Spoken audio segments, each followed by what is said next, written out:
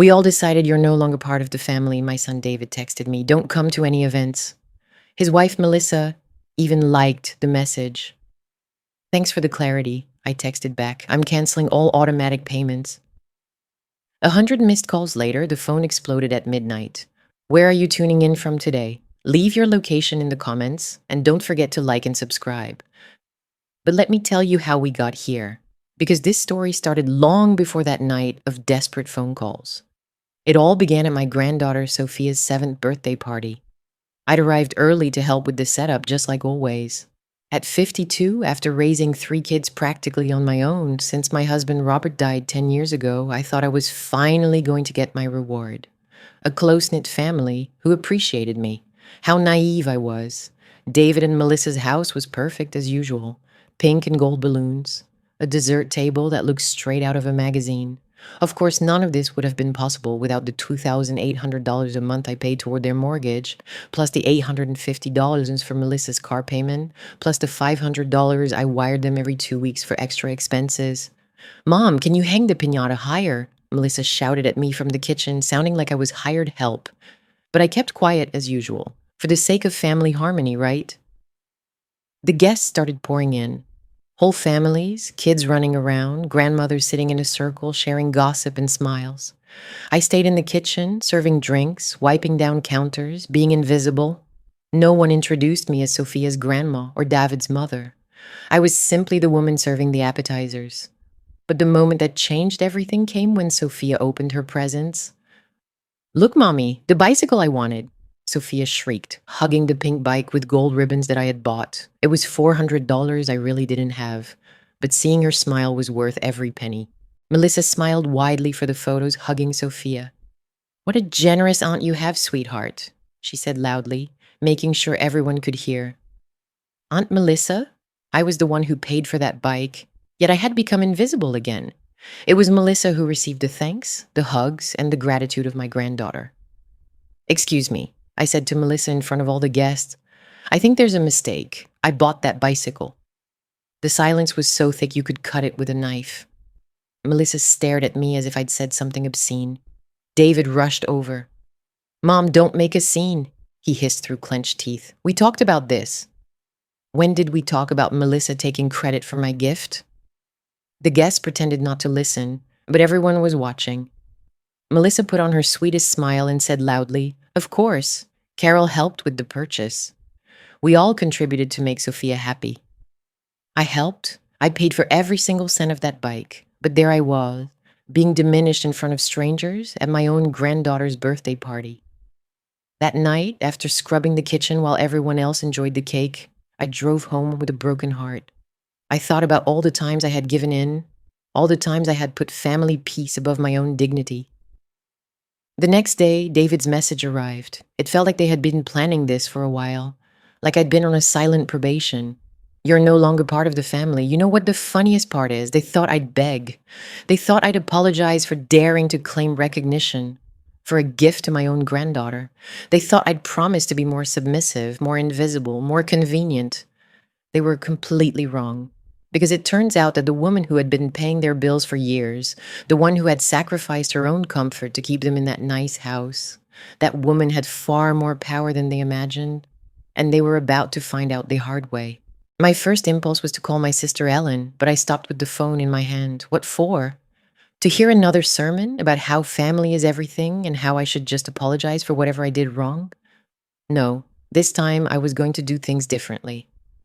I poured a strong cup of coffee and sat at my dining room table with my laptop. It was time to take inventory of exactly how much I had been contributing to my 3 children's happiness. David's mortgage, $12,800 a month for 4 years, plus Melissa's car, $850, plus thousands in emergencies every few months. Approximate total, $160,000 over 4 years.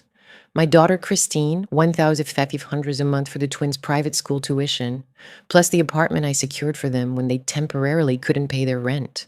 That had been 2 years ago. Total, $80,000. And my youngest son, Grant, the private university he desperately wanted, $3,200 a semester, plus $800 a month for expenses, because I can't work and study at the same time, Mom. Adding it all up, my children had cost me approximately $350,000 over the last 5 years. That's without counting gifts, family vacations I paid for, and all those small aids that had become so normal they weren't even acknowledged anymore. $350,000 that had come out of Robert's life insurance, my retirement savings, and the sale of the big house where I raised them, forcing me to move into this smaller apartment all so they could live comfortably. And now I was no longer part of the family. I took another sip of coffee and opened my online banking. It was Friday night, but automatic services work 24/7. How convenient. First stop, David's mortgage, cancel. Second, Melissa's car payment, canceled. Third, the automatic transfers to my 3 children's accounts, cancel. Fourth, the twins' tuition, canceled. Fifth, Grant's university fees, canceled. With every click, I felt like I was shedding invisible chains, chains that I had put on myself, but chains nonetheless. You know the most liberating part? Realizing I had the power all along. While they saw me as the pushy mom who was always there, I was actually the backbone that kept their lives functioning. And I had just broken that backbone with 5 clicks. My phone started ringing at 11:47 p.m. David. I didn't answer. 11:52 p.m. Christine. I didn't answer. 11:55 p.m. Grant with a text message. Mom, what happened to this month's transfer? Midnight. David again. 12:03 a.m. Melissa. 12:05 a.m. Christine's husband, Frank. 12:07 a.m. David again. By 12:15 a.m., I had received 23 missed calls and 15 texts ranging from confusion, was there a mistake, to panic, are you okay, to direct demands, we need to talk now. The most curious thing was that no one mentioned David's message. None of them asked why I had decided to cancel everything. It was as if they expected me to keep paying their bills even after being officially kicked out of the family. The audacity was truly stunning. At 12:30 a.m., I decided to answer one message. I chose Grant's because he was the most polite. Mom, is everything all right? My transfer didn't come. I replied, hi, sweetheart. Since I'm no longer part of the family, according to your brother's message, I thought it appropriate to adjust my financial contributions accordingly. His reply came in seconds. What message? What happened? Ah, how interesting. Apparently, David had made that unilateral decision without consulting his siblings. Or Grant was feigning ignorance very convincingly. Ask David, I replied. He can explain the new family structure. Then I turned off the phone. That night, I slept better than I had in months. For the first time in years, I went to bed, knowing I didn't have to worry about anyone's finances but my own. Rest in peace, my dear independent children. Let's see how you fare navigating real adulthood. Saturday morning, I turned on my phone and found 47 missed calls and 28 texts. It was a buffet of panic and denial that would have been funny if it weren't so pathetic. The first message was from Christine at 5:30 a.m. Mom, the bank called. They said the tuition payment bounced. Can you fix it? Fix it. As if it were a technical glitch and not a deliberate decision on my part. The last message was from David at 7:15 a.m. We need to talk. I'm coming over. Oh no. This conversation was going to be on my terms, not his. I dressed carefully. My best navy blue blouse, black pants, perfect makeup. If we were going to have a family confrontation, I was going to look like the successful, independent woman I was, not the desperate mother they expected. David arrived at 9 a.m. sharp, with Melissa at his side. Interesting that he brought backup. Mom, what is going on? David walked in without being invited. The bank called us about the mortgage. Good morning to you too, David. Please come in, I said in my sweetest voice. Do you want coffee? We don't want coffee, Melissa snapped. We want to know why you canceled our payments. I sat in my favorite armchair, the one I had saved when I sold a big house. Well, yesterday I received a very clear message that I am no longer part of this family. I thought the appropriate thing to do was to act accordingly. David turned red. That was because you behaved so badly at Sophia's party. I behaved badly? For claiming credit for the gift I paid for my granddaughter? You put us in a very awkward position in front of our friends, Melissa interjected. It was very embarrassing. I laughed. I couldn't help it. Embarrassing for whom? For you, who were taking credit for something you didn't pay for? Or for me, who had to correct the lie in front of strangers? It wasn't a lie, Melissa exclaimed. We all contributed to that bike. Oh, really? How much did you contribute, Melissa? Silence. And you, David? More silence. Because I put in $400, the full $400. But apparently that makes me the villain of the story. David sat on the sofa, finally seeming to understand the magnitude of the problem. Mom, maybe we overreacted a little with the message. We were angry. A little? Kicking your mother out of the family is overreacting a little. Melissa crossed her arms. Okay, so what now? Are you going to blackmail us with money to get us to say what you want to hear? The gall of this woman was truly something to behold. Melissa, darling, it's not blackmail. It's a basic economics lesson. People who aren't part of a family have no financial obligations to that family. But we're your children, David cried. Are you? Because according to yesterday's message, you collectively decided I am no longer part of the family. Can't I decide who is part of my family too? David's face crumbled. Are you saying we're not your kids anymore? I'm saying that family relationships go both ways. You can't kick me out when I'm inconvenient and expect me back when you need money. Melissa stood up. This is ridiculous. We can't afford the mortgage without your help. Then perhaps you should have thought about that before sending me that message. What do you want us to do? David asked, finally sounding like the scared little boy he was inside. I want a sincere apology, not about the money, but for disrespecting me at my granddaughter's birthday. I want acknowledgement that you've been taking my generosity for granted instead of appreciating it as the gift it was. And I want you to understand that from now on, your mom is not going to be the automatic solution to all your financial problems. They looked at each other as if I had asked them to cut off an arm. And if we do that, Melissa asked cautiously, if you do that sincerely, perhaps we can consider renegotiating some financial arrangements, but they will be loans with clear terms, not automatic gifts. David nodded quickly. Yes, of course. Whatever you say, Mom. But I had seen that expression before. It was the same look he had when he was 10 and promised to clean his room to avoid punishment. He was saying it to get out of the immediate problem, not because he truly understood what he had done wrong. This was going to be a much longer lesson than he thought. The apology arrived that afternoon via text message, a generic paragraph clearly written by Melissa, full of talk about misunderstandings and different perspectives, but without a single admission of real guilt. I deleted it without responding. Sunday morning, I went to church, just like every week. But for the first time in months, I didn't spend the whole hour worrying about my children's problems. Instead, I truly listened to Pastor Michael's sermon about self-worth and toxic relationships. It was as if he had been waiting for me to be ready to hear it. After the service, my best friend Hope grabbed my arm. Carol, you have a different look today. What happened? Hope had been my friend since we were teenagers. She had seen everything. My marriage to Robert, the struggle of raising the kids alone after he died, my constant sacrifices to keep the family together. I made an important decision, I told her as we walked to our cars. About what? About stopping my kids from treating me like an ATM. Hope stopped dead in her tracks. What did they do now? I told her everything. Sophia's birthday, David's message, my financial response. Hope looked at me with admiration. Carol Morales, I've been waiting 30 years for you to do this. Really?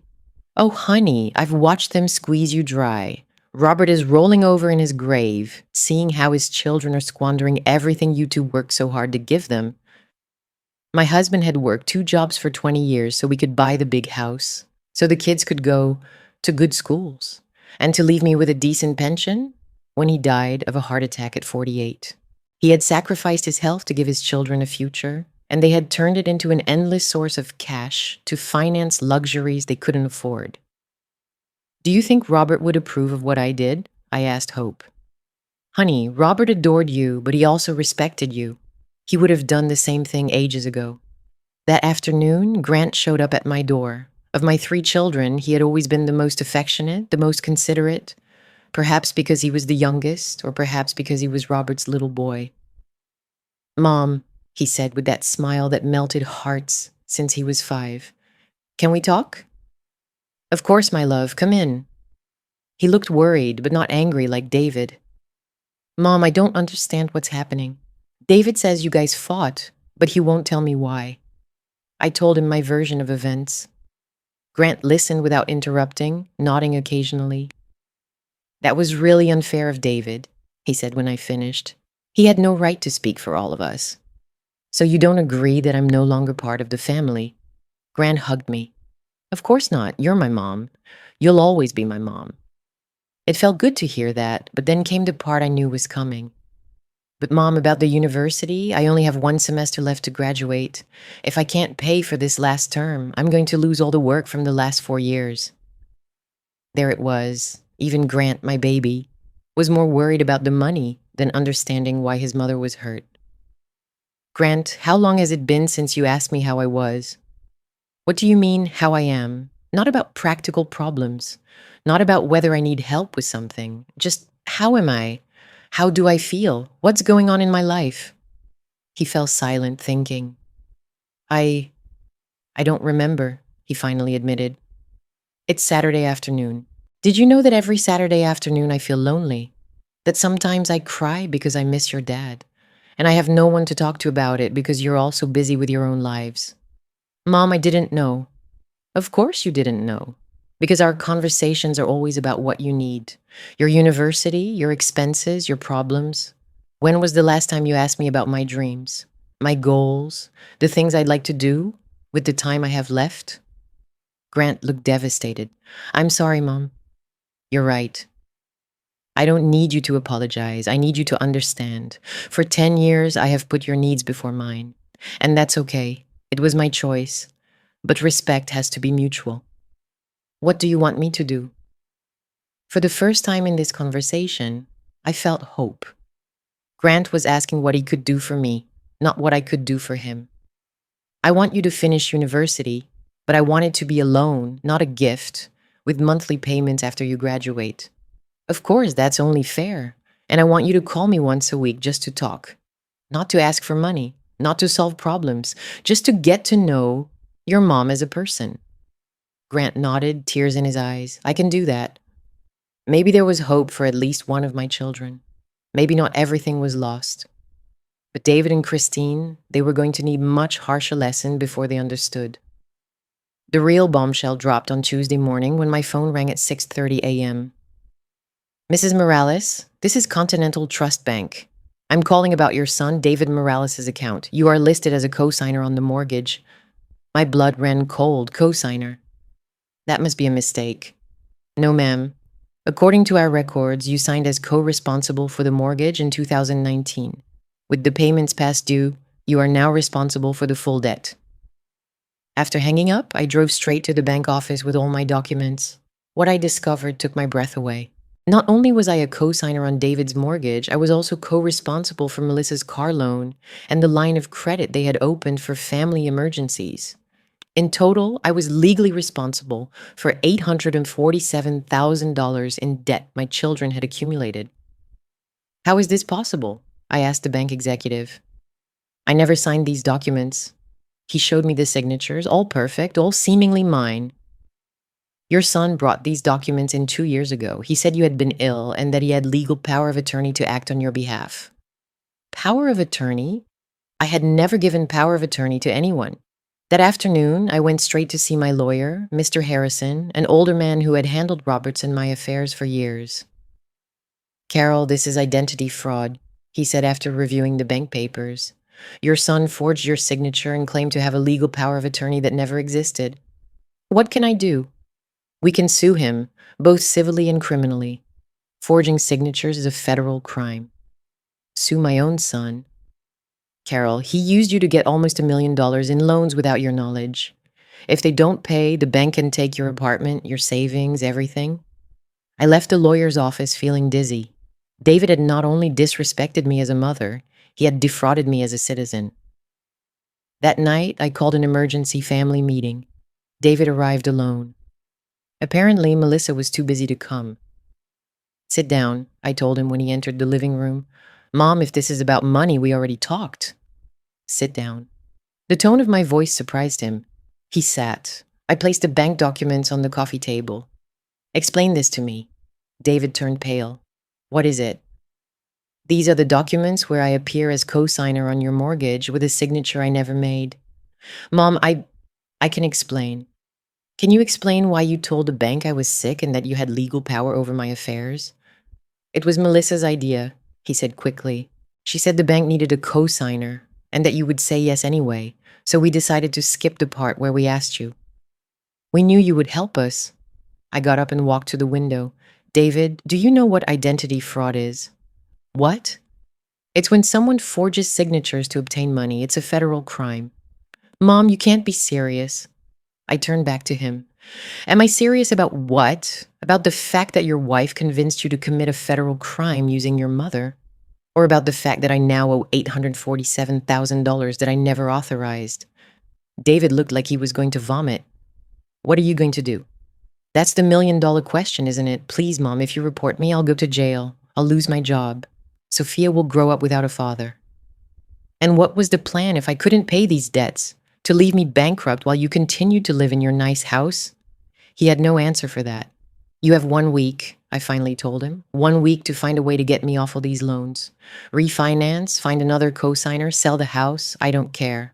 But in 1 week, either my name is off those documents or your names are in a lawsuit. A week? That's impossible. Then perhaps you should have thought about that before you stole my identity. David left crying, literally sobbing like he did when he was 6 and had broken something valuable. But this time, tears weren't going to fix anything. This time, actions had consequences. The next few days were the quietest I'd had in years.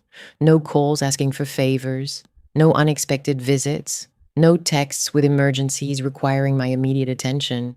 It was glorious. Friday morning, Hope came over for coffee. You look different, she said, younger. I feel different, like I'd been carrying a heavy backpack for years without realizing it, and I finally took it off. And you don't miss them? Miss what? Miss being treated like an ATM? Miss being disrespected and still expected to pay their bills? Hope smiled. I'm glad to see you like this, strong. That afternoon, while watering my plants on the balcony, I heard familiar voices in the hallway. David, but also Christine, and another voice I didn't recognize. They knocked on my door 5 minutes later. Mom, Christine said with her sweetest smile, we brought a visitor. It was a man in a suit with a briefcase and a salesman's grin. Mrs. Morales, I'm Mr. Vance. Your children hired me to help resolve this family situation. What family situation? Well, David intervened. We thought maybe, with professional help, we could find a solution that works for everyone. I let them in, but only out of curiosity. I wanted to see how far their nerve went. Mrs. Morales, the attorney began, I understand there have been some misunderstandings regarding bank documents. Misunderstandings? Is that what they call fraud now? That's why I'm here, to find a resolution that protects the whole family. Christine leaned forward. Mom, Mr. Vance says we can set up a payment plan. We would gradually take responsibility for all the debts. Gradually? Yes, David quickly added. Over the next... How many years? The attorney said. 15 years would be reasonable, considering your children's current incomes. I laughed. I couldn't help it. 15 years? You want me to be responsible for almost $1 million in debt for 15 years? Just until we can reorganize our finances, Christine said. And what happens if you get sick? If you lose your jobs? If you decide you don't want to pay? That won't happen, David promised. Just like you wouldn't forge my signature, right? The attorney cleared his throat. Mrs. Morales, considering you've been helping your children financially for years, the bank could interpret that there was a reasonable expectation of consent. Reasonable expectation of consent? To steal my identity? I wouldn't say steal. What would you say then? A procedural irregularity that can be resolved amicably. I stood up. Sir, how much are you charging my children for this consultation? My standard fee is $300 an hour. And how many hours do you calculate it will take to resolve this procedural irregularity? Probably between 15 and 20 hours of work. So you're going to spend between $4,500 and $6,000 on legal fees to avoid getting my name off those loans. Christine looked confused. And what's wrong with that? That you don't have $6,000 for a lawyer, but you had $847,000 to take out loans in my name? David turned red. That wasn't $847,000 in cash, Mom. They were loans for assets. Assets that are in my name without my permission? Technically, the lawyer began. Technically nothing, I interrupted him. Mr. Vance, thank you for coming, but this meeting is over. Mrs. Morales, I don't think you understand the seriousness of the legal situation. On the contrary, I understand perfectly. That's why I've already consulted with my own lawyer. David's face collapsed. You already went to a lawyer? Of course I went to a lawyer. When someone steals your identity, that's exactly what you do. Christine turned pale. Mom, you can't be considering... Considering what? Considering legally protecting myself from fraud? Considering not allowing my financial future to be stolen? We're your family, David shouted. Family doesn't steal. Family doesn't lie. Family doesn't forge documents. The lawyer quickly packed his briefcase. I think we should reschedule this meeting when emotions are calmer. There won't be another meeting, I told him, and I hope you charge them up front because something tells me your clients are going to have cash flow issues very soon. After they left, I poured myself a glass of wine and sat on my balcony. For the first time in 10 years, I wasn't afraid of the future. I had a plan. I filed the lawsuit on Monday morning. Mr. Harrison had worked all weekend preparing the documents. Carol, this is going to hurt, he warned me. Once we file this, there's no turning back. Your son could go to prison. Your daughter-in-law too. Your granddaughter will... Do you want her to grow up seeing her parents as criminals? And what about me? Do I have to sacrifice my financial security to protect criminals who happen to be my children? No, I just want you to understand the consequences. I understand them perfectly. That afternoon, David received the notice of the lawsuit. His call came an hour later. How could you do this? He yelled before I could say hello. Very easily, I went to the lawyer's office. I signed some papers with my name using my real signature and filed charges for identity fraud. You're going to destroy my life. Your life was already destroyed, David, only before mine was going to be destroyed with you. You can't do this to your own family. Funny how that works. 2 weeks ago, I was no longer part of the family. Now that you need something, suddenly I'm family again. There was a long pause. Mom, please withdraw the lawsuit. We'll do whatever you say. Whatever I say? Yes, whatever you say. Okay, here's what I say. I want my name of all the loans by the end of this week. I want a public apology on social media, acknowledging that you forged my signature, and I want $50,000 in damages for the emotional stress you caused me. 50,000? We don't have 50,000. Then I guess we're going to trial. Wait. What if we manage to get you off the loans? That's only part of it. I also want the apology and the compensation. The apology maybe, but 50,000 GOs. David, forging federal documents is a crime that can carry up to 5 years in prison. $50,000 seems like a bargain compared to 5 years of your life. Another pause. I need to talk to Melissa. Of course, talk to the mastermind behind the plan. That night, Christine showed up at my door with the twins. Mom, we need to talk, she said with Alexander and Sebastian holding her hands. Hi, Grandma, the boys said in unison. They were 7 and adorable. Hello, my loves, I replied, my heart melting as always. Christine sat on my sofa with the children by her side. Mom, the kids don't understand why you can't help them with school anymore. It was an obvious emotional tactic, but effective, using my grandchildren as human shields. Did you explain to them why I'm not helping them? I told them you're going through a tough time. That's not the whole truth. Truth? Alexander looked at me with his big eyes. Grandma, don't you love us anymore? I knelt in front of him. My love, I love you more than anything in the world. That will never change. Then why can't we go to school? I looked at Christine. Are you going to explain it to them, or should I? You can't explain such complicated things to 7-year-old. Oh, really? Alexander, do you know what stealing is? Yes, Grandma. It's taking something that isn't yours. Very good. And do you know what happens when someone steals? They go to jail. Exactly. Well, it turns out your mom and your Uncle David took something that wasn't theirs. Christine turned pale. Carol, stop. They took my name and used it to get money from the bank without asking me. And now they're going to jail? Sebastian asked, wide-eyed. That depends on whether they return what they took. Christine stood up quickly. Let's go, kids. Why, Mommy? Alexander asked. I want to stay with Grandma because your grandma is being very cruel. No, Sebastian said. Grandma isn't cruel. Grandma is the nicest. Out of the mouths of babes. After they left, I sat on my balcony thinking, was I being cruel or was I finally being fair to myself? Robert always used to say that the difference between being kind and being a doormat was knowing when to say no. I think I had finally learned the lesson. Wednesday morning, my phone rang at 6 a.m. It was a number I didn't recognize.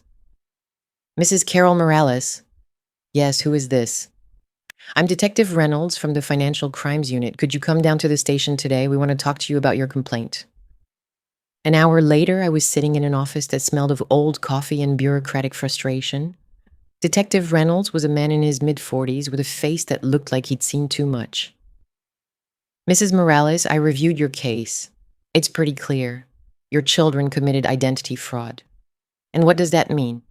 It means if we proceed with charges, they're both going to face jail time. Your son, probably 2 years. Your daughter-in-law as an accomplice, maybe 1. 2 years. David was going to be in prison for 2 years. And if I don't proceed with the charges, then nothing happens.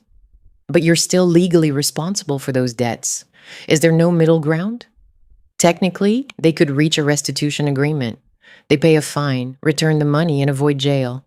What kind of restitution? Depending on the judge, between $100,000 and $200,000 plus legal expenses. Do they have that? The detective laughed. Ma'am, if they had $200,000, they wouldn't have forged your signature to get loans. I left the station feeling more confused than ever. On the one hand, I wanted justice. On the other, seeing David in prison wasn't going to solve my financial problems. That afternoon, Hope came to visit. How did it go with the police? I told her everything. Hope listened without saying anything, nodding occasionally. What would you do? I asked her at the end. I don't know, but I do know one thing. What? Robert didn't raise criminals. David isn't bad, Carol. He's immature, irresponsible, maybe an idiot, but he's not a career criminal. This was one very big mistake, not a life of crime. Are you defending him? No, I'm saying maybe there's a solution that doesn't involve completely destroying your family. Like what?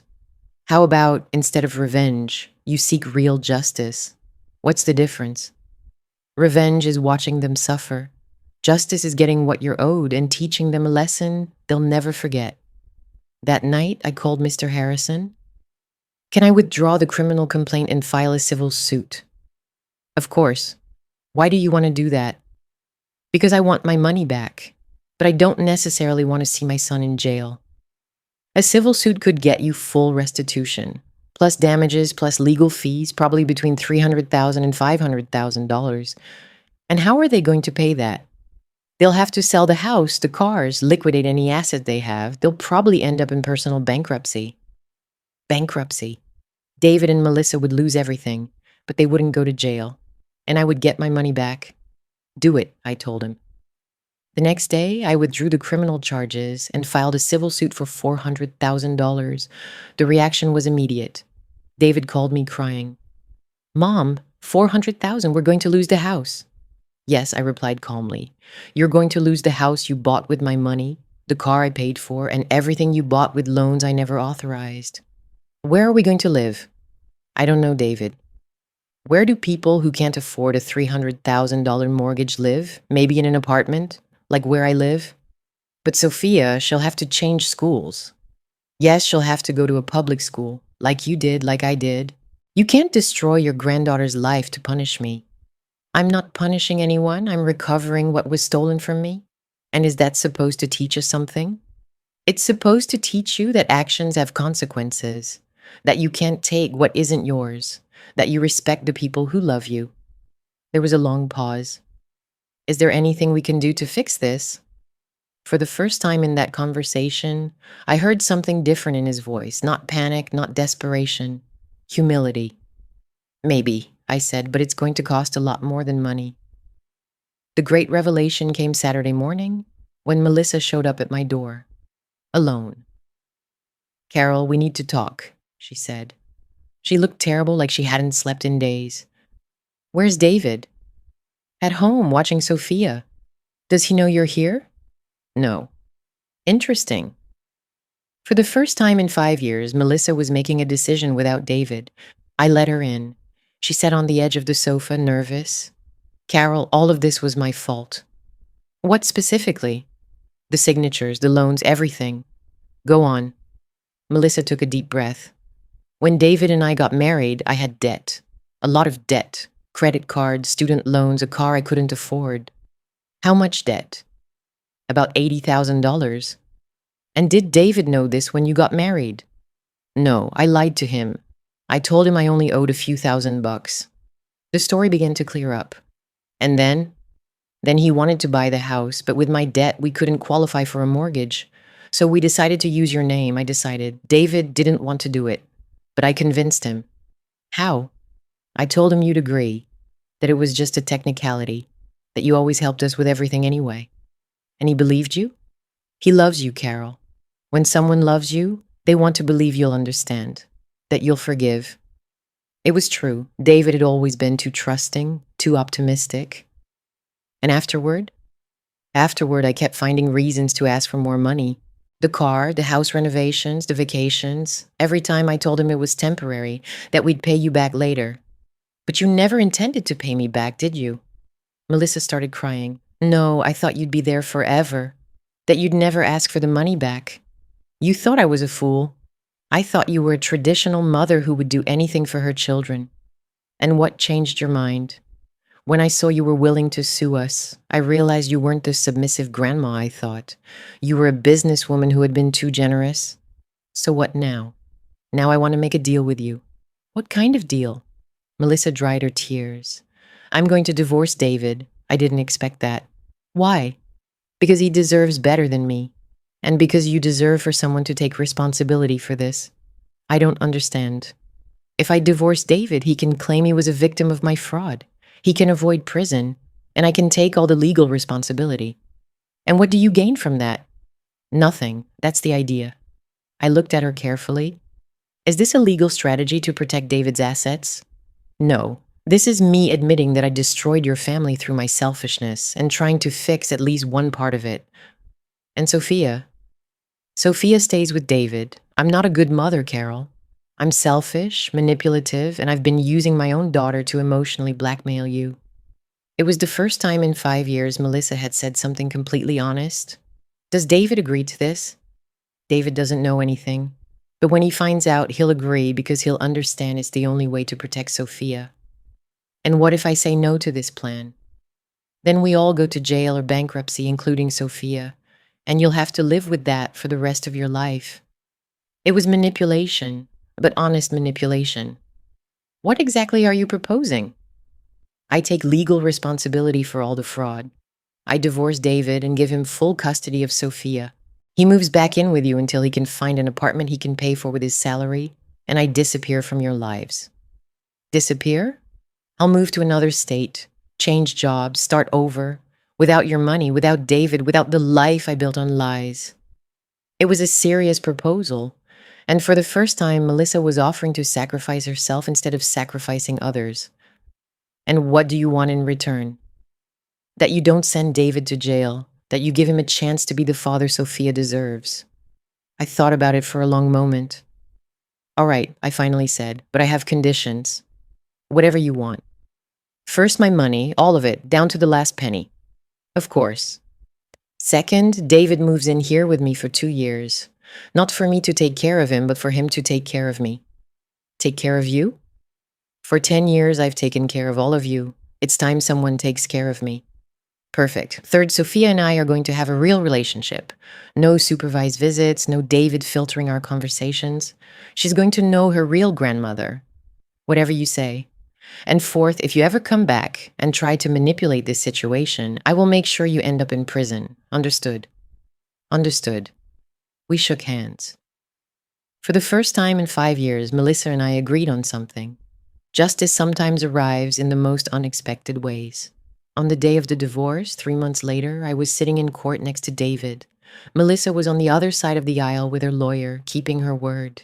She had sold everything, the furniture, her jewelry, even her car, to pay me $47,000 of the $400,000 she owed. It wasn't everything, but it was a real start. David had been living with me for 2 weeks. At first, it was awkward. A 28-year-old man moving back in with his mother after losing his marriage and his house isn't exactly an ideal situation. But something interesting had happened. For the first time in years, David had started to see me as a person instead of a source of money. We made coffee together in the mornings. He cooked dinner while I helped Sophia with her homework. We watched movies on Sundays. It was like having my son back. "Are you sure about this, Mom?" he had asked me the night before. About what part? About letting Melissa go without further consequences. It was a good question. "David, what do you think Melissa is going to face?" "What do you mean?" "She's going to live alone for the first time in her life. She's going to have to get a job without anyone's help. She's going to have to pay her own bills, make her own decisions, live with the consequences of what she did. And that's enough punishment?" "What do you think?" David paused. "I think it's going to be the hardest thing she's ever done." "Exactly." When the judge declared the divorce final, Melissa approached us. David told her, "I know you can't forgive me right now. Maybe you never can. But I want you to know that these 5 years with you were the best of my life." David nodded, tears in his eyes. "I loved you too, Melissa. I just don't understand why you couldn't love me without hurting my mom." "Because I'm selfish. And because I thought love meant taking what I needed instead of giving what I could." Then Melissa turned to me. "Carol, thank you for this chance. Melissa, I'm going to tell you something, and I want you to listen well. Your problem wasn't being selfish. Your problem was being afraid." "Afraid of what?" "Afraid that David would love you less if he knew the truth about you. Afraid you weren't enough. Afraid of losing what you had." "You're right. When you're afraid in your new life, remember, it's better to be loved for who you really are than to be loved for who you pretend to be." Melissa cried then. Not tears of manipulation, but tears of recognition. I'll remember that. 6 months later, David, Sophia, and I were at the airport. For the first time in my life, I was taking a real vacation. 10 days in Rome, Italy, visiting the places I'd always dreamed of seeing. "Are you nervous about handling everything alone?" I asked David as we waited for my flight. "Alone? I have Sophia. I have my job. I have my own apartment now, one I can actually afford. I have an honest relationship with you for the first time in years. How is that being alone?" He was right. In the last few months, David had grown more as a person than in the previous 5 years. "Grandma," Sophia told me, "are you going to bring me something from Italy?" "What do you want me to bring you?" "Just pictures, so you can tell me stories when you get back." My 6-year-old granddaughter understood something it had taken her parents years to learn. The best gifts aren't bought with money. "Mom," David said as they announced my flight, "there's something I've never told you." "What?" "Dad would be proud of you." "Do you really think so?" "I know so. Because you taught us that loving someone doesn't mean letting them do whatever they want. It means helping them be the best versions of themselves." "And do you think you're a better version of yourself now?" "Yes. Because now I know what it really costs to maintain a family, and I know how much you sacrificed to give us what we had." "And what are you going to do with that information?" "I'm going to make sure Sophia never feels entitled to take without giving. And I'm going to make sure that when you're really old, I'm there to take care of you, just like you took care of me." On the plane, looking at the clouds outside the window, I thought about everything that had happened in the last year. I had lost the relationship I thought I had with my children, but I had gained real relationships with them. I had lost $350,000, but I had gained my self-respect. I had lost the illusion of a perfect family, but I had gained the reality of a family that loved each other enough to face the truth. And for the first time in 10 years, I was living my own life instead of living for the lives of others. At 52, I had learned that it is never too late to stop being a victim and start being the hero of your own story. David's text arrived when the plane landed in Rome.